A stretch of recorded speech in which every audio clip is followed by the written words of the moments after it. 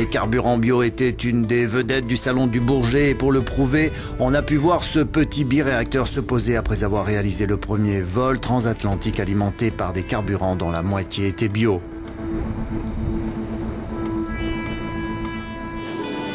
Le vol, qui a duré 7 heures après un décollage de New York, a permis de réduire les émissions de dioxyde de carbone de plus de 5 tonnes. L'avion est un avion classique, il n'a pas été modifié en prévision de ce vol.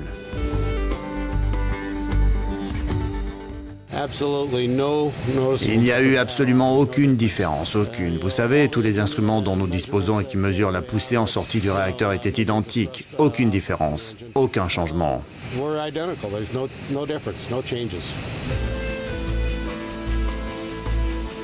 La société derrière ce vol, Honeywell pour ne pas la nommer, a insisté sur le fait que le biocarburant provient de la caméline, une plante qui ne viendrait pas concurrencer la chaîne alimentaire et que l'on cultive en rotation avec des céréales comme le blé, mais aussi sur des terrains moins productifs.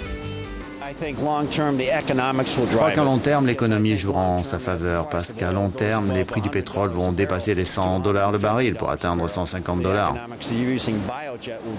Et l'utilisation des biocarburants sera une évidence. Le marché sera amené à en produire encore plus, ce qui les rendra encore plus compétitifs. Aujourd'hui, le cours de ce carburant est bien plus élevé que le kérosène. Mais à long terme, ce pourrait être bien moins cher que le kérosène si le pétrole s'envole à plus de $100 le baril.